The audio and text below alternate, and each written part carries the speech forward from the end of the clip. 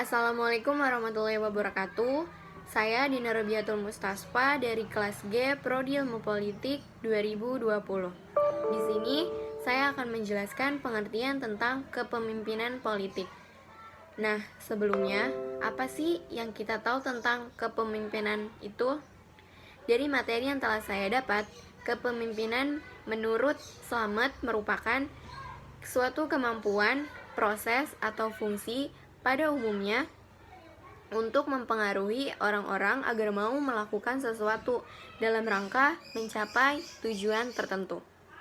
Nah, jika kepemimpinan pada dasarnya dimaknai dengan mempengaruhi seseorang untuk membuat orang banyak mau melakukan sesuatu yang sesungguhnya tidak kita inginkan, maka kepemimpinan politik itu bisa dimaknai sebagai kemampuan karena adanya kekuasaan formal dalam negara.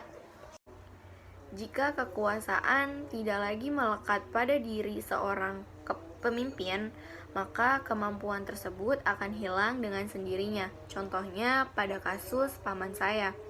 Ketika dia mencalonkan dirinya sebagai seorang lurah, dia kalah bersaing dalam memperebutkan kekuasaan dengan lawannya, sehingga membuat dia menjadi tidak dihargai lagi karena kekalahannya tersebut. Dalam sistem politik, kepemimpinan politik memiliki jangkauan yang sangat luas karena di dalam negara terdapat struktur-struktur yang didesain untuk menyelenggarakan negara.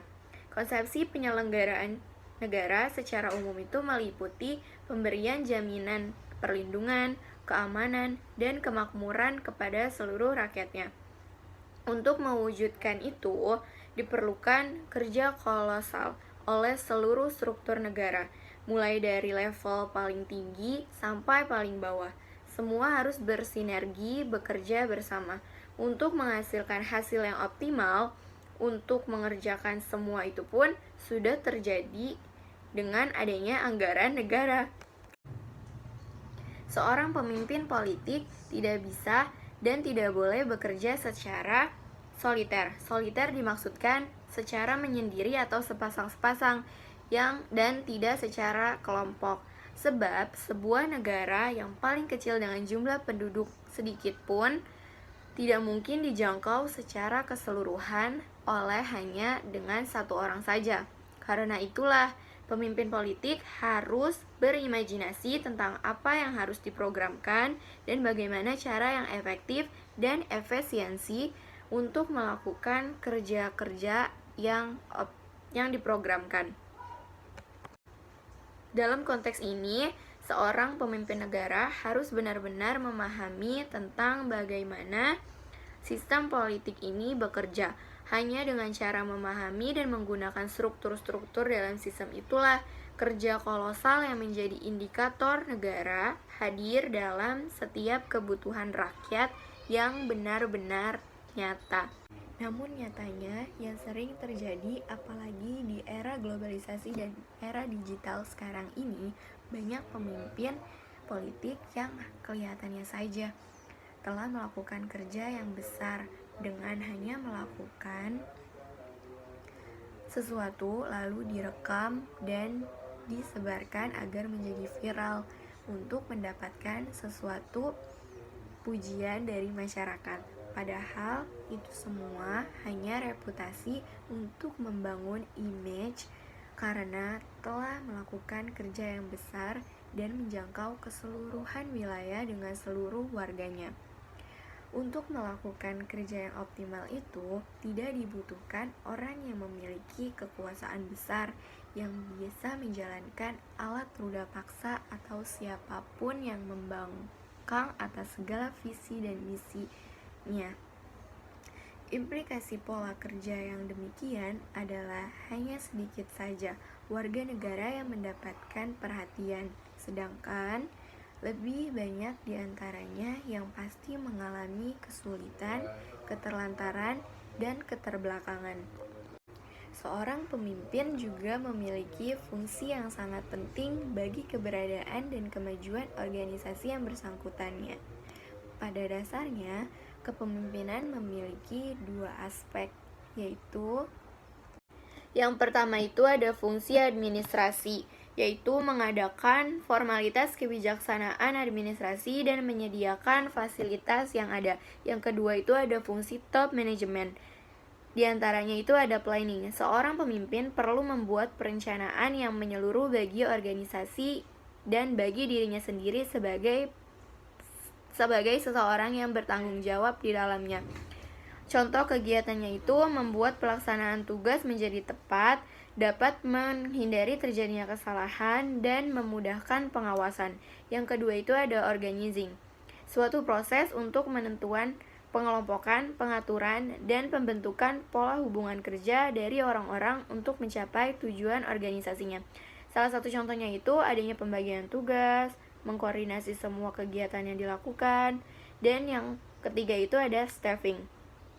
Staffing itu menempatkan orang di tempat yang tepat. Maksudnya, kegiatannya melakukan seleksi bagi mereka yang mendaftar sebagai peserta, pengenalan tentang perusahaan, melakukan orientasi pelaksanaan kerja, serta evaluasi terhadap kinerja yang telah diprogramkan.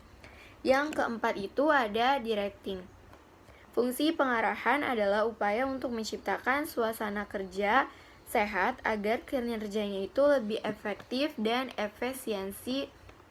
Contohnya itu memberi bimbingan, menjelaskan semua kebijakan, dan fungsi yang kelima itu ada commanding. Commanding di sini berfungsi sebagai fungsi manajemen yang berhubungan dengan usaha memberi bimbingan, saran, perintah-perintah, atau instruksi kepada bawahan dalam melaksanakan tugasnya masing-masing, agar tugasnya dapat dilaksanakan dengan baik dan benar-benar tertuju pada tujuan yang telah ditetapkan semula. Dan fungsi yang terakhir itu ada fungsi controlling. Fungsi pengendalian adalah upaya untuk menilai suatu kinerja yang berpatokan kepada standar yang telah dibuat.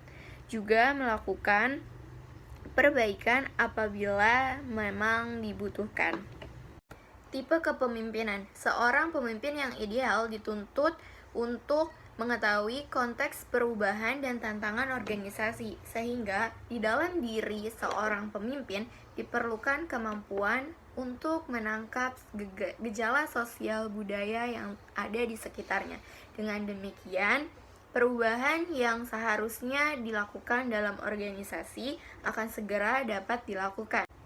Kepemimpinan transformatif menurut Byrne terkadang dipertentangkan dengan model kepemimpinan transaksional. Kepemimpinan transaksional pada hakikatnya menekankan bahwa seorang pemimpin memiliki peran dalam menentukan apa yang perlu dilakukan para bawahannya untuk mencapai tujuan organisasinya. Di samping itu, pemimpin transaksional cenderung memfokuskan diri pada penyelesaian tugas-tugas organisasi. Menurut Matthew F. Fairholm, kepemimpinan transaksional merupakan model kepemimpinan di mana satu orang berinisiatif untuk membuat kontak dengan orang lain dengan tujuan untuk pertukaran yang dihargai. Fokus kepada imbalan atau hukuman dengan proses tawar-menawar kinerja.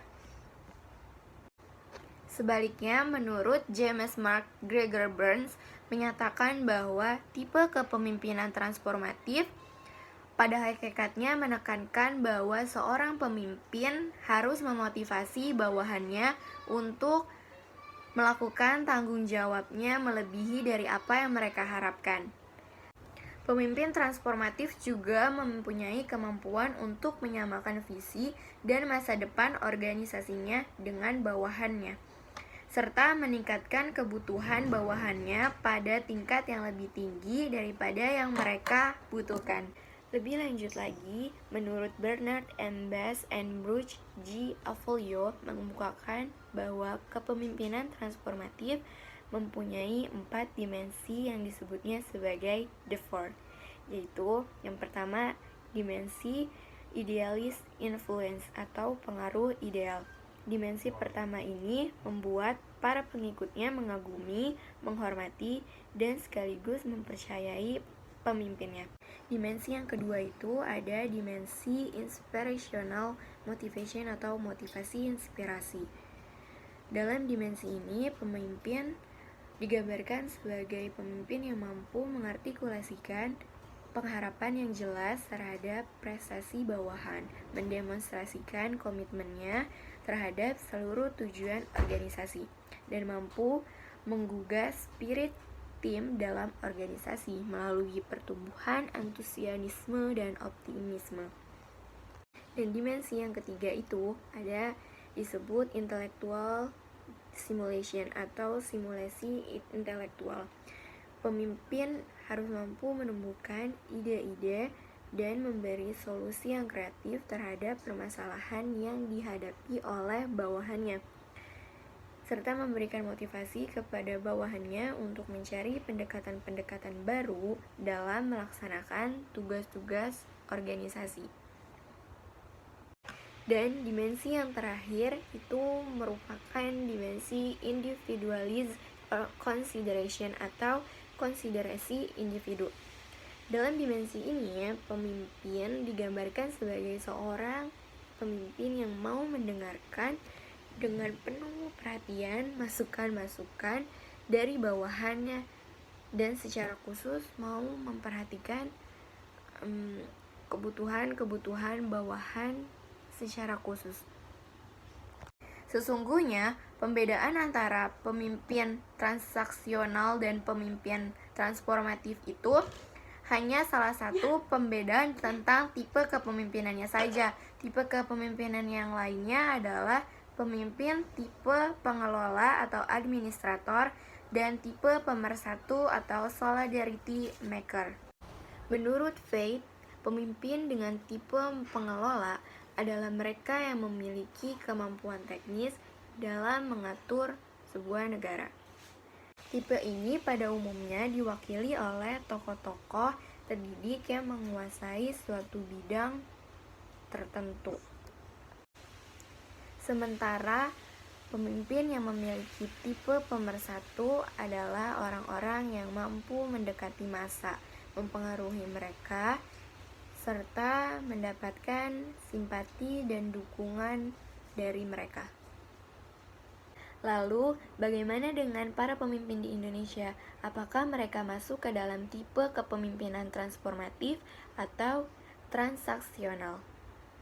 Berkaitan dengan pola kepemimpinan saat ini, menurut Faith, dalam bukunya menyebutkan bahwa Muhammad Hatta selaku wakil presiden merupakan pemimpin dengan tipe pengelola, sementara Presiden Soekarno merupakan pemimpin tipe pemersatu. Dua karakter kepemimpinan ini jarang bercampur pada diri satu orang. Berkaitan dengan jenis kepemimpinan yang lain, antara transformatif dan transaksional, bahwa Soekarno menurut Liddell adalah jenis pemimpin yang memiliki tipe transformatif, yang mengubah Indonesia dari fase penjajahan kepada fase yang lain, yaitu kemerdekaan. Namun demikian, Liddell membatasi bahwa karakter transformatif Soekarno hanya terjadi sejak awal kemerdekaan hingga tahun 1949. Setelah tahun itu, Soekarno menjadi pemimpin yang tak lagi menggunakan visi transformatif. Pemilihan pemilu tahun 2014 dapat menjadi salah satu pintu masuk untuk mengubah pola kepemimpinan terpilih Indonesia untuk menjadi kepemimpinan transformatif. Ada beberapa tokoh yang saat ini menjadi perhatian publik berkaitan dengan gaya kepemimpinannya yang dinilai transformatif dan berupaya mengubah keadaan tanpa selalu memikirkan keuntungan untuk dirinya dan kelompoknya. Misalnya seperti terlihat pada sosok Joko Widodo, Mahfud MD, Hidayat Nur Wahid, Dahlan Iskandar, Anies Baswedan, dan tokoh-tokoh lainnya. Yang saat ini dibutuhkan Indonesia adalah pemimpin yang transformatif, yang senantiasa berupaya memajukan bangsa dan tidak mementingkan kepentingan sendiri maupun kelompoknya demi kesatuan dan kedaulatan negara.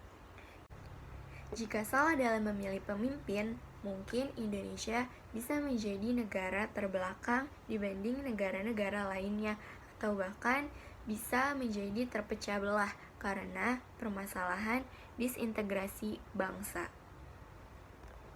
Pada dasarnya, struktur-struktur negara memang diciptakan untuk menjadi sarana bagi para pemimpin politik untuk mewujudkan visi dan misinya dalam rangka mewujudkan tujuan bernegara. Jika tidak memiliki kemampuan untuk itu, maka sebaiknya jadi warga negara biasa saja. Sekian presentasi dari saya, kurang lebihnya mohon maaf. Wassalamualaikum warahmatullahi wabarakatuh.